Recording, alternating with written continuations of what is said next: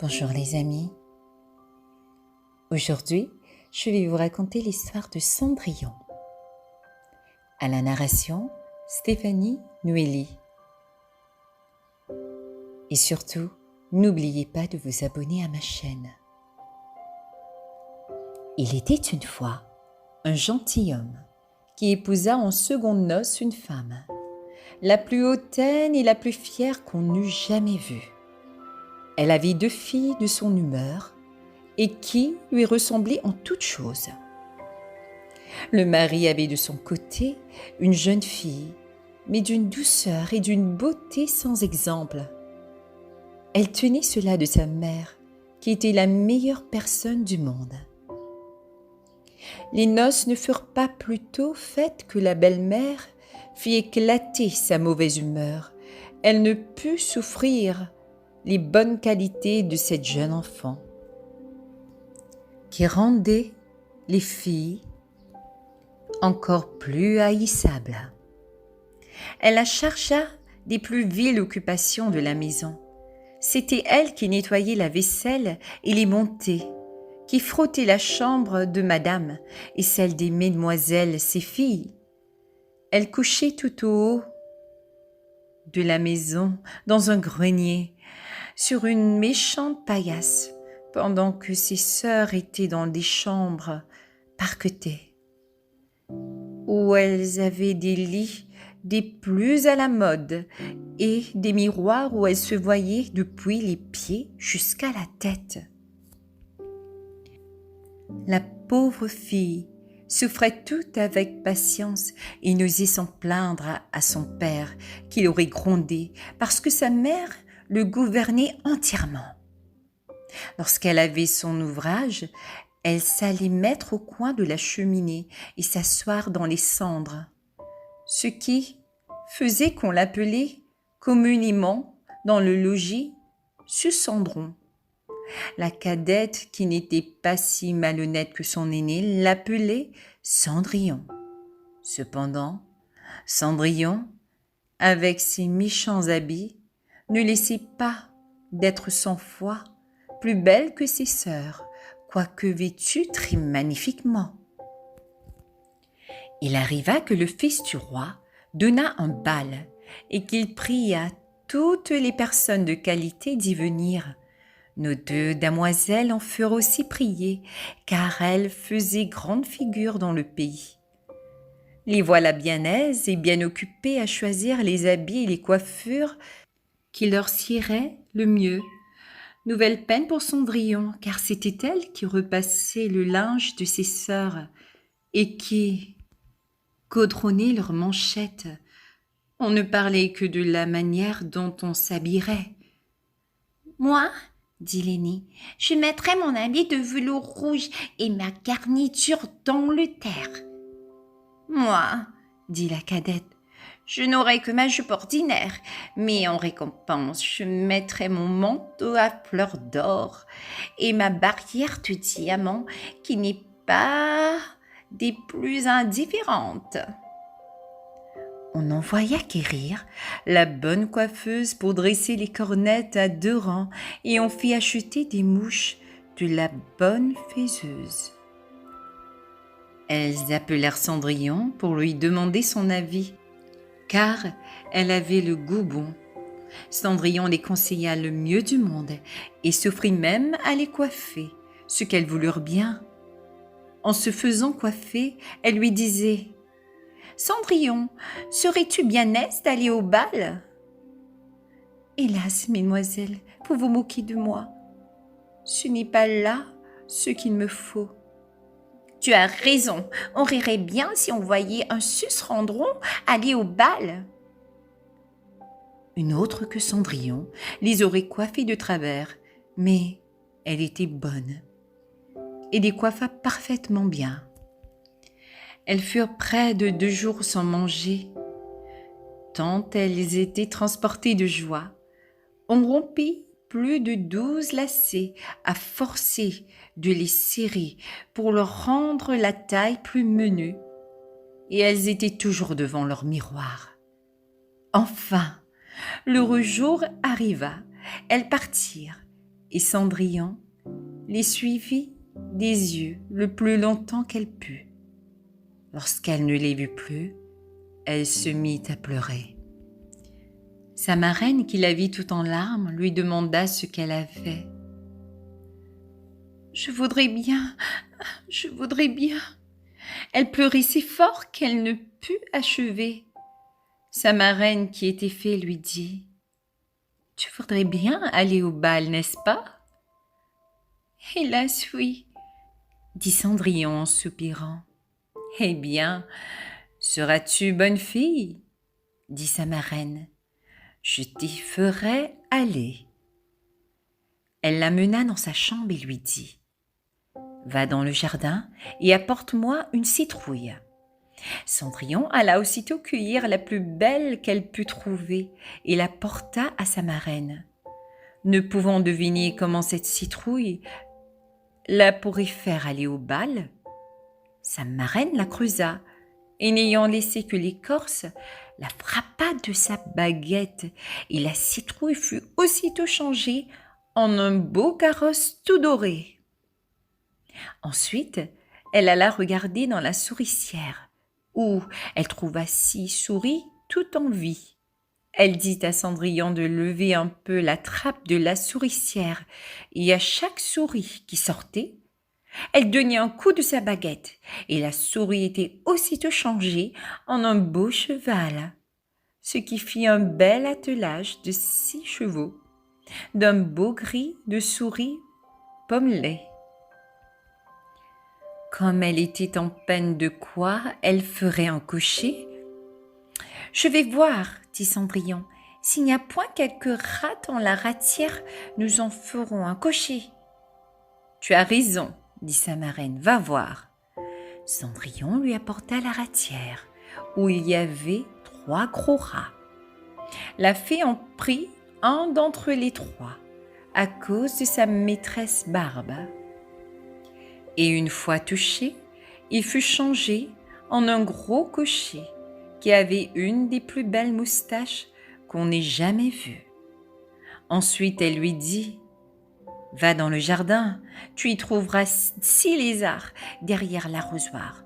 Apporte-les-moi. » Cendrillon ne les eut pas plutôt apportés que la marraine y changea en 6 laquais, qui montèrent aussitôt derrière le carrosse avec leurs habits chamarrés et qui s'y tinrent attachés, comme s'ils n'eussent fait autre chose toute leur vie. La fée dit alors à Cendrillon « Eh bien, voilà de quoi aller au bal. N'es-tu pas bien aise ?»« Oui, mais est-ce que j'irai comme celui-là avec mes vilains habits ?»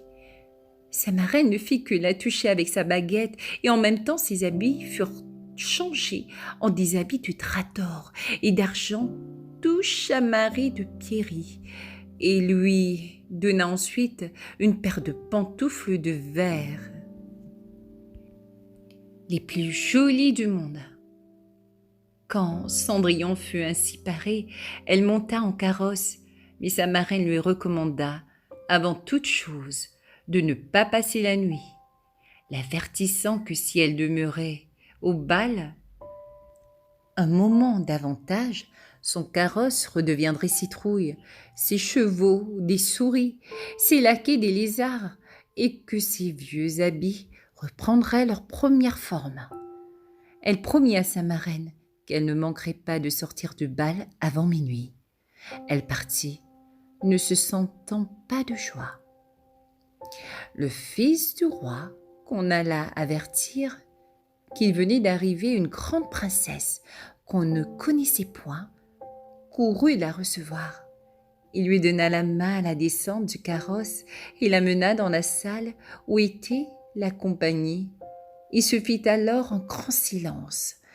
On cessa de danser et les violons ne jouèrent plus, tant on était attentif à contempler les grandes beautés de cette inconnue.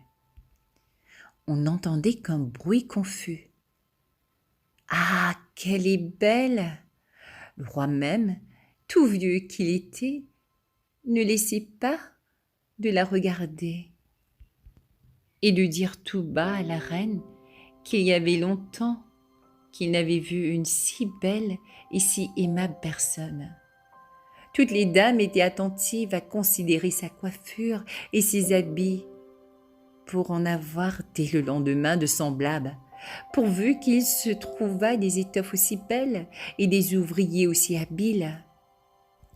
Le fils du roi la mit à la place la plus honorable et ensuite la prit pour la mener danser. Elle dansa avec tant de grâce qu'on l'admira encore davantage. On apporta une fort belle collation dont le jeune prince ne mangea point, tant il était occupé à considérer la princesse. Elle alla s'asseoir auprès de ses sœurs et leur fit 1000 honnêtetés. Et leur fit part des oranges et des citrons que le prince lui avait donnés, ce qui les étonna fort, car elle ne la connaissait point. Alors qu'elle causait ainsi, Cendrillon entendit sonner 11h03. Elle fit aussitôt une grande révérence à la compagnie et s'en alla le plus vite qu'elle put. Dès qu'elle fut arrivée, elle alla trouver sa marraine et après l'avoir remerciée, elle lui dit qu'elle souhaiterait bien aller encore le lendemain au bal parce que le fils du roi l'en avait prié. Comme elle était occupée à raconter à sa marraine tout ce qui s'était passé au bal, les deux sœurs heurtent à la porte. Cendrillon leur alla ouvrir. « Que vous êtes longtemps à revenir ?» leur dit-elle en bâillant et se frottant les yeux et en s'étendant comme si elle n'eût fait que de se réveiller. Elle n'avait cependant pas eu envie de dormir depuis qu'elle s'était quittée. « Si tu étais venue au bal, lui dit une des sœurs, tu ne t'y serais pas ennuyée. Il y est venu la plus belle princesse, la plus belle qu'on puisse jamais voir. Elle nous a fait 1000 civilités. Elle nous a donné des oranges et des citrons. » Cendrillon ne se sentait pas de joie et leur demanda le nom de cette princesse. Mais elles lui répondirent qu'on ne la connaissait pas, que le fils du roi en était fort en peine et qu'il donnerait toute chose au monde pour savoir qui elle était. Cendrillon sourit et leur dit « Elle était donc bien belle? Ne pourrais-je point la voir? Mademoiselle Javotte, prêtez-moi votre habit jaune que vous mettez tous les jours. » « Vraiment, dit mademoiselle Javotte, je suis de cet avis. Prêtez mon habit à un vilain Cendrillon comme cela. Il faudrait que je fusse bien folle. » Cendrillon s'attendait bien à ce refus, et il en fut bien aise car elle aurait été grandement embarrassée si sa sœur avait bien voulu lui prêter son habit. Le lendemain, les deux sœurs allèrent au bal, et Cendrillon aussi, mais encore plus parée que la première fois. Le fils du roi fut toujours auprès d'elle et ne cessa de lui conter des douceurs. La jeune demoiselle ne s'ennuyait point et oublia ce que sa marraine lui avait recommandé, de sorte qu'elle entendit sonner le premier coup de minuit, qu'elle ne croyait pas qu'il fût encore 11h. Elle se leva et s'enfuit aussi légère qu'aurait fait une biche. Le prince la suivit, mais il ne put l'attraper. Elle laissa tomber une de ses pantoufles de verre que le prince ramassa bien soigneusement. Cendrillon arriva chez elle, bien essoufflée, sans carrosse, sans laquais et avec ses méchants habits. Rien ne lui était resté de toute sa magnificence qu'une de ses petites pantoufles, la pareille de celle qu'elle avait laissée tomber. On demanda aux gardes de la porte du palais s'ils n'avaient point vu sortir une princesse. Et ils dirent qu'ils n'avaient vu sortir personne, qu'une jeune fille fort mal vêtue et qui avait plus l'air d'une paysanne que d'une demoiselle. Quand ces deux sœurs revinrent du bal, Cendrillon leur demanda si elles s'étaient encore bien diverties et si la belle dame y avait été.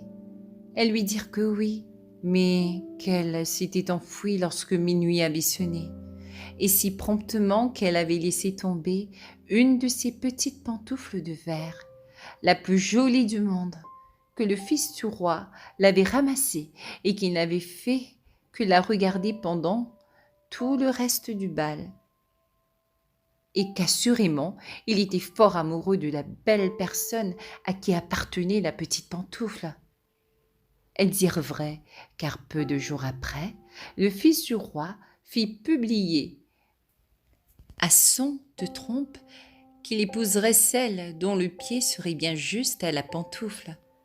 On commença à l'essayer aux princesses, ensuite aux duchesses et à toute la cour, mais inutilement. On la porta chez les deux sœurs qui firent tout leur possible pour faire entrer leurs pieds dans la pantoufle, mais elles ne purent en venir à bout. Cendrillon, qui le regardait et qui reconnut sa pantoufle, dit en riant : « Que je vois si elle ne me serait pas bonne ?» Ses sœurs se mirent à rire et à se moquer d'elle. Le gentilhomme, qui faisait l'essai de la pantoufle, ayant regardé attentivement Cendrillon et la trouvant fort belle, dit que cela était juste et qu'il avait ordre de l'essayer à toutes les filles. Il fit asseoir Cendrillon et, approchant la pantoufle de son petit pied, il vit qu'elle y entrait sans peine et qu'elle y était juste comme de cire. L'étonnement des deux sœurs fut grand, mais plus grand encore quand Cendrillon tira de sa poche l'autre petite pantoufle qu'elle mit à son pied. Là-dessus arriva la marraine qui, ayant donné un coup de sa baguette sur les habits de Cendrillon, les fit devenir encore plus magnifiques que tous les autres. Alors, ces deux sœurs la reconnurent pour la belle personne qu'elles avaient vue au bal. Elles se jetèrent à ses pieds pour lui demander pardon de tous les mauvais traitements qu'elle lui avait fait souffrir. Cendrillon les releva et leur dit, en les embrassant, qu'elle leur pardonnait de bon cœur et qu'elle les prierait de l'aimer bien toujours. On la mena chez le jeune prince, pareille comme elle était. Il la trouva encore plus belle que jamais. Et peu de jours après, il l'épousa. Cendrillon, qui était aussi bonne que belle, fit loger ses deux sœurs au palais et les maria le jour même à deux grands seigneurs de la cour. Fin de l'histoire. Bonne nuit les amis.